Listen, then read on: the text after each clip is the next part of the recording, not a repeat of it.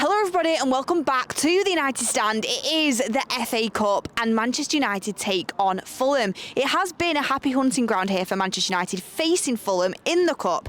The stats are in Manchester United's favour, but why are Manchester United fans fearful going into this game? Do you think that we're going to get through? Get in the comments down below. I've seen so many anxious Manchester United fans. I've seen so many Manchester United fans say that they don't think Manchester United are going to be able to get through against Fulham. In the league table, Fulham's away form is absolutely fantastic. They are better away from home than at Craven Cottage. That works against Manchester United, but our actual record against Fulham is really good. Now, they do have a strong side. They really do.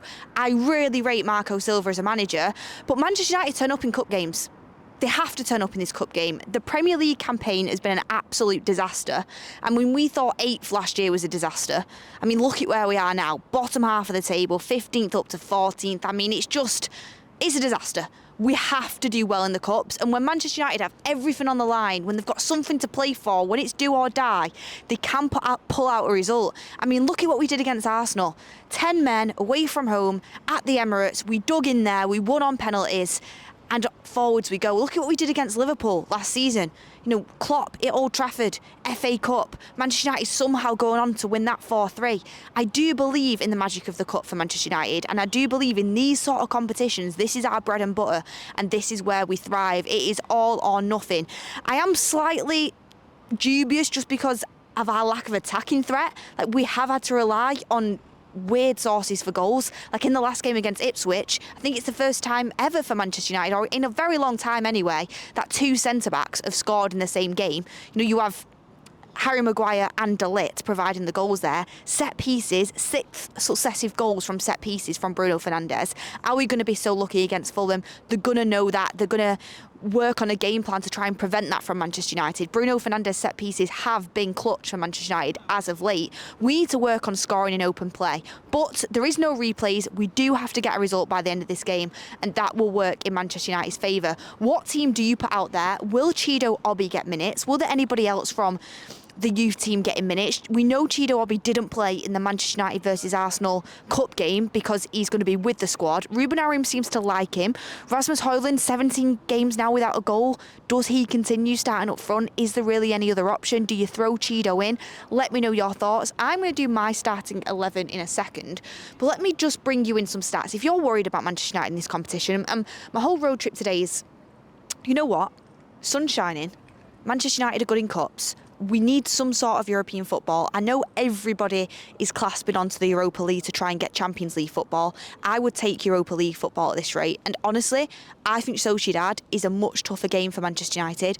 I think the Europa League is a tougher competition because we struggle against them sort of sides. There is some big hitters still left in this FA Cup, but I think that's a really good opportunity for Manchester United. If the Europa League does fail, we can then go and win the FA Cup and get Europa League football that way. We at least need some sort of European football, and we can't be picking, we can't be choosy, whether it's Champions League or whether it's Europa League. So, just some positivity to bring in. United have progressed from each of their last 14 FA Cup 5th round ties, and have reached the quarter-final of the competition in 9 of the last 10 campaigns. They also have a fantastic record against Fulham. So United have progressed from their last 9 FA Cup ties against Fulham, and they've also lost just 1 of their last 21 meetings against Fulham in all competitions. We've won 17 and drawn 3, and we've beat them 1-0 in both Premier League games this season. So Fulham, for some reason, even though they're a very good side, and I rate Marco Silva as a manager, and they make it difficult for a lot of oppositions, and they will make it difficult for us. You know, 1-0 is not exactly a comfortable scoreline.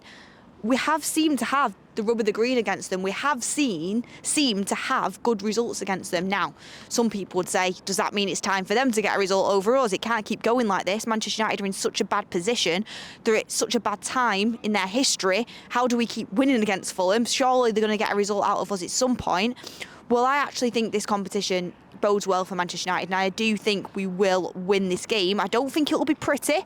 I don't think it's going to be a 3-0, 4-0 thrashing. I think it's going to either be a little 1-0 or even extra time, maybe a penalties job. I think it's going to be touch and go, but I do think we'll get it across the line. I think that result against Ipswich would really, really help us.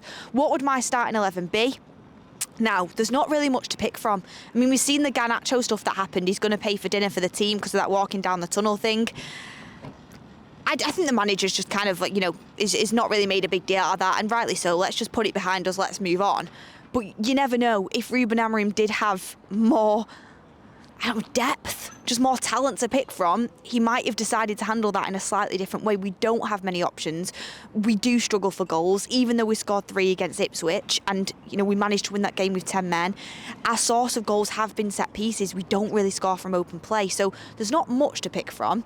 In goal, it's got to be Andre Onana. Bayindir is still injured. Tom Heaton's injured. So, I'm so gutted for Bayindir because I think he could have taken number 1 spot very easily. Onana's been pretty poor, hasn't he? Let's be honest.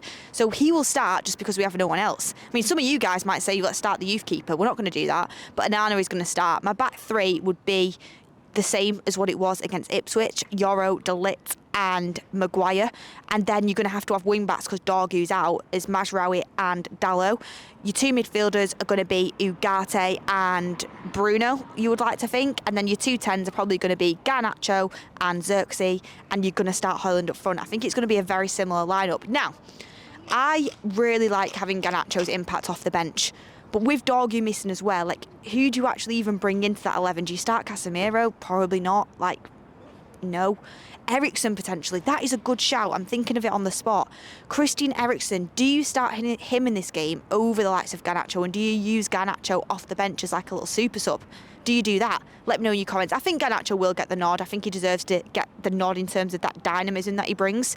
But maybe Ruben Amorim will play Christian Eriksen just to not punish, but because I still think he'll use Garnacho, but to slightly be like, you know what, walking down the tunnel, it wasn't the end of the world, but maybe you need to act a little bit differently next time, and you need to stay with the team and stay with the squad and support until the end, and maybe just behave slightly differently, because there's so many eyes on you at United, and there's always going to be outside perspective, there's always going to be outside perception, and you've really got to behave with that in mind consistently over the course of your Manchester United career. So will it be Garnacho? Will it be Christian Eriksen? I think it will be Garnacho. I'd like to see Christian Eriksen get some minutes. I said it in the last road trip. I'll say it again. I think he's been underutilised. This team, I'll say it every week. I'll say it until the cows come home. We struggle to score goals. Christian Eriksen, he's not the most physical, but he can unlock a door. He can see that through ball. He's excellent on the ball. He's got that creative mind.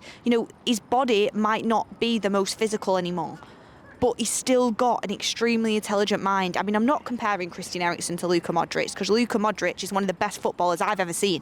I still think he's underrated. He's fantastic. He's much older than Christian Eriksen as well, but he's absolutely unreal.